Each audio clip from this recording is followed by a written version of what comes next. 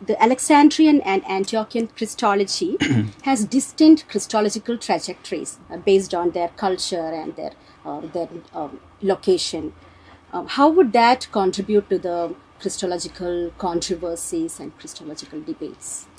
Yeah, but prior to that, I want to make a remark on, though we have just celebrated the 1700th year anniversary of Nicene, which happened at 325 AD, but the creed we will be talking about is more on the Niceno-Constantinopolitan Creed that happened in 381 as a sequel to the Nicene Creed, because as you rightly pointed out, the Nicene Creed was Christologically concentrated, as I'm also more interested in the Christological articulation. But then the pneumatological expression came in the 381 AD creed, because they found there is a lack in terms of understanding who the Spirit is. So we will be talking about the Niceno-Constantinopolitan Creed that was executed in 381.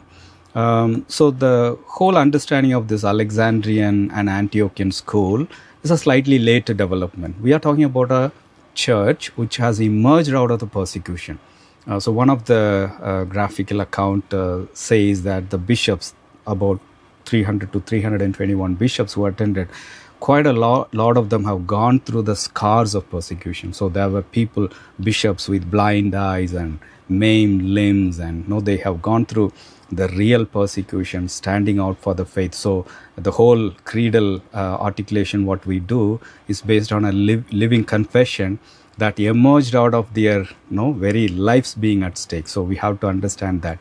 And this is the context of 381 and 325 AD, the execution of this the faith affirmation, both Christological and pneumatological. So the Alexandrian and Antiochian school did emerge slightly later, but at this point the person who is primarily focused on is Athanasius. Of course, again, as I mentioned, he was not a bishop at that time. He was a deacon, and Cyril of Alexandria is the bishop. But Athanasius is the one who takes this whole momentum of bringing this clarification to the Arian controversy.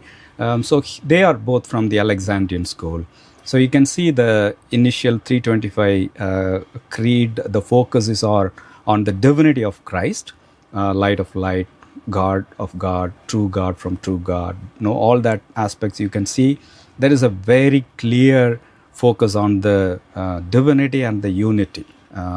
But of course in the 381, they did add the phrase that he came down from the heaven and incarnate by the Spirit through Virgin Mary. So the historical aspect was added in the 381. So that is the Antiochian kind of leaning or inclination you point out. So the original interpretation was not that clear. It's not that they were so distinct, but then obviously the worldview influences. So the Alexandrian context of a very intellectual atmosphere did allow them to express more on the divinity aspect of Christ and more on the unity aspect.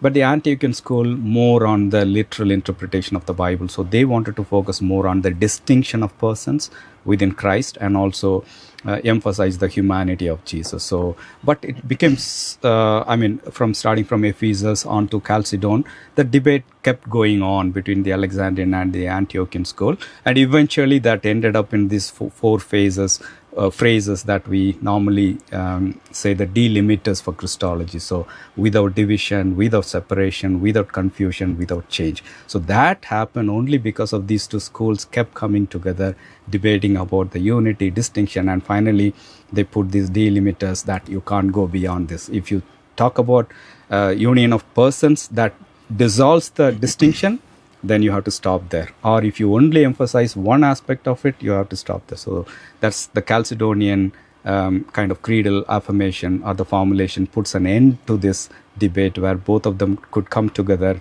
and express this mystery of the two natures in one person in Christ. That's where we see the whole trajectory.